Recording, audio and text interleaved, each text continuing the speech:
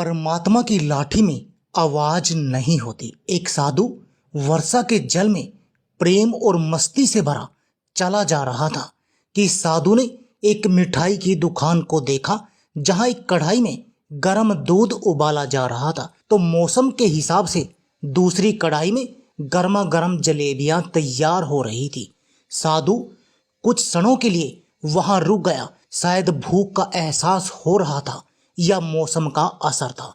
साधु हलवाई की भट्टी को बड़े गौर से देखने लगा।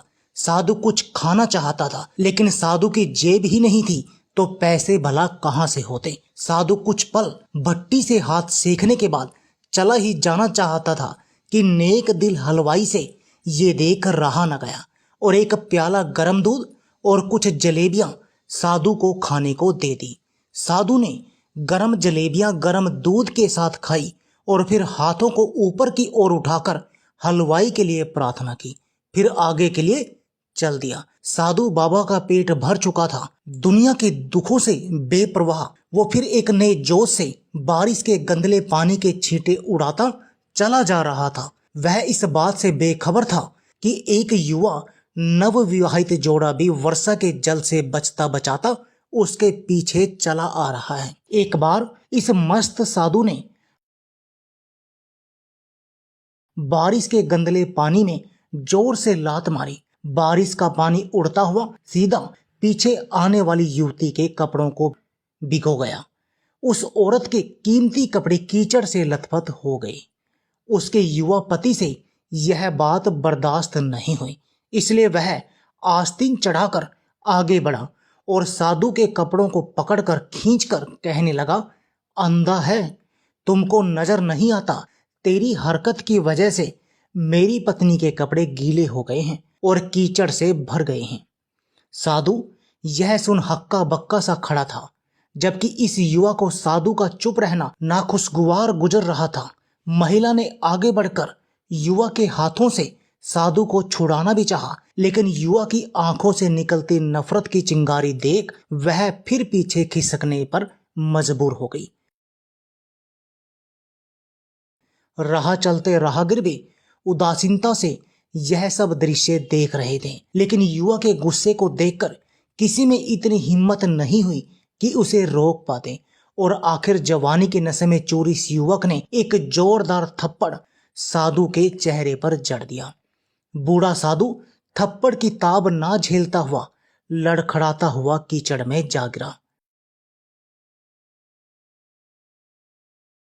युवक ने जब साधु को नीचे गिरता देखा तो मुस्कुराते हुए वहां से चल दिया। बूढ़े साधु ने आकाश की ओर देखा और उसके होठों से निकला, वाह मेरे भगवान, कभी गर्म दूध जलेबियां और कभी गर्मा गर्म थप्पड़, लेकिन तू अगर चाहे मुझे भी वो ही पसंद है। यह कहता हुआ वह एक बार फिर अपने रास्ते पर चल दिया।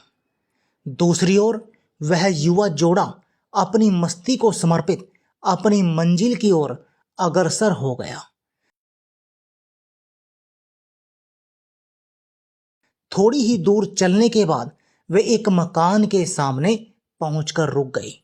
वे अपने घर पहुंच गए थे। वो युवा अपनी जेब से चाबी निकालकर अपनी पत्नी से हंसी मजाक करते हुए ऊपर घर की सीढ़ियां तय कर रहा था। बारिश के कारण सीढ़ियों पर फिसलन हो गई थी। अचानक युवा का पैर फिसल गया और वह सीढ़ियों से नीचे गिरने लगा।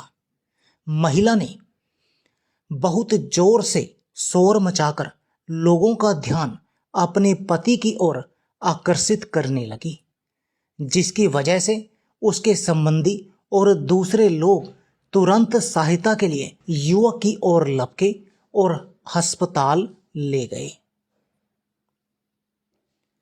युवक का सिर फट गया था और कुछ ही देर में ज्यादा खून बहने लगा।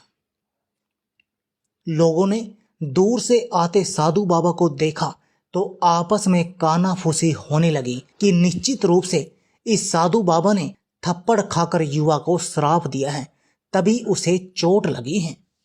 दूसरे युवकों ने यह बात सुनकर साधु बाबा को घेर लिया। एक युवक कहने लगा कि आप कैसे भगवान के भक्त हो जो केवल एक थप्पड़ के कारण युवा को श्राप दे बैठे। भगवान के भक्त में रोष व गुस्सा हरगिज नहीं होता। आप तो जरा सी असुविधा पर भी धैर्य न कर सके। साधु बाबा कहने लगे, भगवान की कसम, मैंने इस युवा को श्राप नहीं दिया। अगर आपने श्राप नहीं दिया तो ऐसा नौजवान युवा सीढ़ियों से कैसे गिरा कि उसे इतनी गंभीर चोट आ गई। तब साधु बाबा ने दर्शकों से एक अनोखा सवाल किया कि आप में से कोई इस सब घटना का चश्मदीद गवाह मौजूद है। एक युवक ने आगे बढ़कर कहा, हाँ, मैं इस सब घटना का चश्मदीद गवाह हूं। साधु ने अगला सवाल किया, मेरे कदमों से जो कीचड़ उछला था, क्या उसने युवा के कपड़ों को दागी किया था? युवा बोला, नहीं, लेकिन महिला के कपड़े जरूर खराब हुए थे। साधु ने पूछा, फिर युवक ने मुझे क्यों मारा? युवक कहने लगा कि क्योंकि वह युवा इस महिला का प्रेमी था और यह बर्दाश्त नहीं कर सका कि कोई उसके प्रेमी के कपड़ों को गंदा करे, इसलिए उस युवक ने आपको मारा। युवक की बात सुनकर साधु बाबा ने एक जोरदार ठहाका बुलंद किया और यह कहता हुआ वहां से विदा हो गया कि तो भगवान की कसम, मैंने श्राप कभी किसी को नहीं दिया, लेकिन कोई है जो मुझसे प्रेम रखता है। अगर उसका यार सहन नहीं कर सका तो मेरे यार प्रभु को कैसे बर्दाश्त होगा कि कोई मुझे मारे। और वो मेरा यार इतना शक्तिशाली है कि दुनिया का बड़े से बड़ा राजा भी उसकी लाठी से डरता है। सच है, उस परमात्मा की लाठी दिखती नहीं और ना ही आवाज भी करती है, लेकिन पड़ती है तो दर्द बहुत अधिक होता है। अपने धन, यौवन और पद का अहंकार दूसरे को चोट पहुंचाने का कारण बनता है, किंतु जब समय का चक्कर हमारी तरफ घूमता है तो हमारा कष्टों का दौर शुरू हो जाता है। हमारे कर्म ही हमें उसकी लाठी से बचाते हैं। बस कर्म अच्छे होने चाहिए। किसी को भी चोट पहुंचाना, खुद चोट खाने की तैयारी करना है। हमें अपने गलत कर्मों से डरना चाहिए, क्योंकि ईश्वर की लाठी में आवाज नहीं होती। तो दोस्तों, आपको हमारी ये जानकारी कैसी लगी और कौन सी जानकारी सबसे अच्छी लगी, आप हमें कमेंट बॉक्स में जरूर बताएं। वीडियो पसंद आए तो वीडियो को लाइक शेयर जरूर करें और हमारे चैनल को भी सब्सक्राइब करें।